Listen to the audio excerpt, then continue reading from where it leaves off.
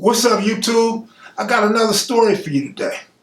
This one is one you guys have been asking about, whether I have been caught slipping, out of bounds, or given a pass. So I'm going to give it to you, and you decide which category it fits best in. Welcome to another episode of Kev Videos, True Stories. I'ma do my stuff. They not like us. They not like us. They not like us. That fuck 'em up. I'ma do my stuff. They not like us. They not like us. That was it. I never stopped banging. I started banging hard, then I got so hard till it was a shame. Welcome to another episode of Kev Videos, True Stories. Today's story takes place in 1989. And I spot the homie Rosco and his brother-in-law Warren from the east side on Paloma between Jefferson and King Boulevard. So I bust a U-turn in the middle of Hoover Street. And they looking a little bit paranoid, trying to see who I am. I pull over to the curb, I jump out. What's up, nigga? We greet each other, we hug each other, because I hadn't seen Rosco since 83, maybe 84. Rosco had caught a case, he caught a shooting and went to YA, and he paroled in 88. And this is when I'm going down Hoover Street in 88. He was fresh out, and they had a spot, and the spot was booming. This is during the era of Daryl Gates' Operation Hammer. This is after the Karen Tashima shooting in Westwood. The murder rate may have been down at this time, but gang killings were at an all-time high. I'm driving a white Suzuki Jeep convertible.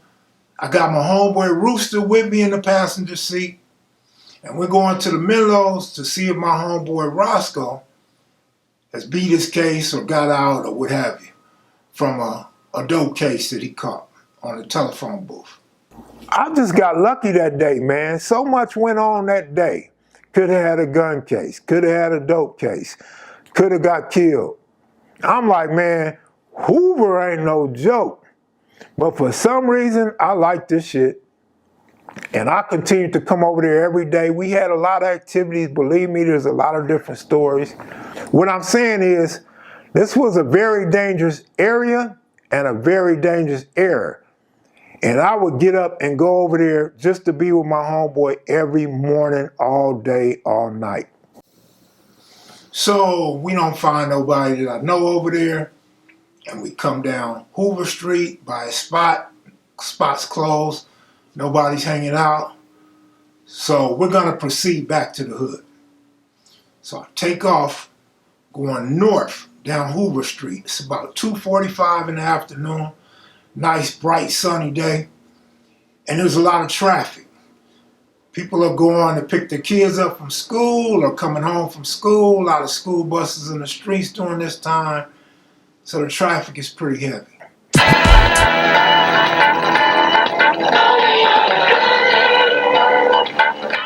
As I'm heading north down Hoover Street towards Slauson, I cross Gage. Speed limit is 35. I'm doing about 50. I'm talking to Rooster, but I'm observing the car in front of me, which is also going about 50. So we're over the speed limit with a lot of traffic. And this car comes to a sudden stop. No blinker, nothing, just sudden stop. I'm going too fast to stop. So I swerve left to go around it. Cross the double yellow line. There's oncoming traffic. So swing back right. Woo, avoid that one. Still going too fast, too many cars in front of me. Swing back left across the double yellow. Too many cars coming, I swing back. Woo! Man, if I could make it through one more. Damn, I got to go back double yellow again. Cross the double yellow as we hit 62nd place. And boom! I hit this lady head on. Man, I done had an accident in the middle of Hoover Street. This is like finding yourself in a river full of piranhas. Smashed the front of the Suzuki Jeep. I got this bright blue Seattle Mariner cap on, white t-shirt, some green khakis, and some chucks with blue strings. And I'm like, oh shit.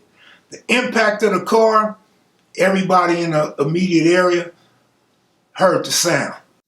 When I jump out that car with my cripper tire on, I'm trembling like a weak leaf in a hurricane. Used to be a laundromat right there to your left, which would be the southwest corner. And this dude comes out. A couple girls come out. He got a blue H hat on. A couple girls looking rowdy come out. And they just looking. I'm like, fuck. Just like an apartment or a duplex over that way too. And another dude comes out, look like he's banging. Across the street on the passenger side, a couple people come out, look like they banging. A lot of females coming out too though. The biggest break for me emotionally was when I seen two dudes come down the street with some Boston Red Sox hat.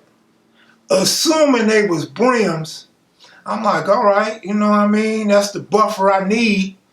You know, I need some distractions.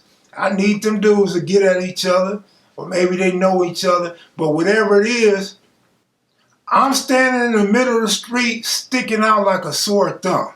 I feel like the walls are closing in on me. This is how I'm going to get up out of this. I'm going to keep the attention off me. So I pretend like I don't even bang, man. I see everybody. I act like I don't see them. I hear them, but acting like I don't see them. I'm looking at them through my peripheral. I'm looking at Rooster to see Rooster's reaction. Turns out Rooster had a broken leg. And there's this other car that stops, and a lady jumps out. She's trying to direct traffic and make sure she get my license plate and description. So I'm a little offended. I'm like, who are you? What you think you doing? She say, oh, you thugs think you run the streets. I ain't talking about no thug, but why you playing this super civilian? She pulls out a badge. She say, I'm highway patrol. Shows me a burner. I'm like, fuck. Like, man, I done really messed up. I stick my head in the Jeep through the driver's side door. I'm like, come on, Rooster, let's get up out of here. Rooster said, I can't walk. What you mean you can't walk? I look at Rooster's leg. His pants is filled up. His legs done swole up. I'm like, man, I don't know what's going on with Rooster, man. I can't lead a homie. I don't want to take my S-cap off. You know, taking your S-cap off is like walking into a gang module and telling everybody you don't bang. So you just don't do that. That's the unwritten rule. The only time you take your cap off is when you go to the barbershop or the LAPD get behind you. So I'm dealing with this inside, man. You know what I mean? Do I take this cap off or not? I got everybody looking at me. No, fuck it. Everybody done seen me already now. So I'm trying to ignore everybody. I'm trying to act like they don't exist and shit. And then Rooster say, Cuz got a burner. I look over. I already figured it's either the dude that walked out the laundromat or the dude in front of those duplexes or houses or whatever they are over there.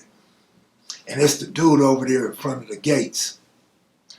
And so I don't see a burner. Look like he might have a burner, but he looks solid. You know what I mean? He look like he with the business, but he ain't saying nothing. None of them really saying that. It's all the women doing all the talking, all the hoopla, making all the noise. And I'm trying to think of how we gonna get away from here. How we gonna escape for this? She highway patrol. I know she gonna be watching. The car won't move. You know, I'm like, forget it. We gonna leave the Jeep. They can do whatever they can to the Jeep, but Rooster can't move. So the highway patrol lady off duty ends up calling the police. I guess through the police scanner or whatever. Tow truck gets wind of it. Tow truck pulls up. Police pull up. I'm like, phew. No, these dudes can't bust on me or sweat me while the police here. So I recognize I'm in the wrong place, the wrong time. Shouldn't even be flossing my cap. None of that. But this is how we rolled in LA at the time. You'll find dudes from different hoods going through different neighborhoods and stores all the time. It's just part of LA's culture. I'm thinking now, when the police leave, what are we going to do? What's going to happen now? Because they all know what time it is. We ain't got no burner. We in the street with no heat. Tow truck driver wants to take the truck. So I'm like, take us with you. So we get in the tow truck and leave with the car. And as I look at dude, the Rooster said had the burner, he said, man, he said, y'all got that, y'all got that.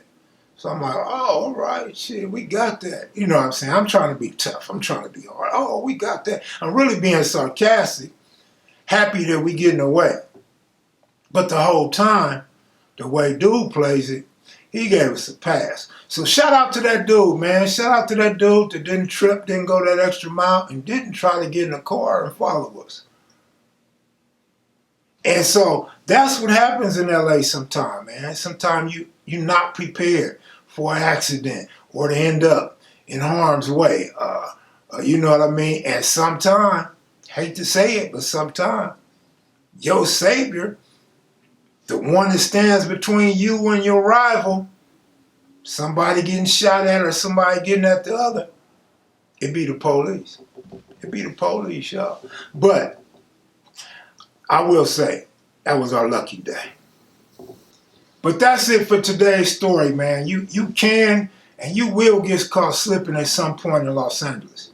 So you better have your gun on you. Or maybe you don't want your gun on you. But I want to thank you guys for watching. Be sure to click the like button. If you're new to the channel, please subscribe. And go on and leave a comment, whether you liked it or didn't like it, or tell me what type of story you would like to hear next. I'm out of here, y'all. Have a great weekend. Salute.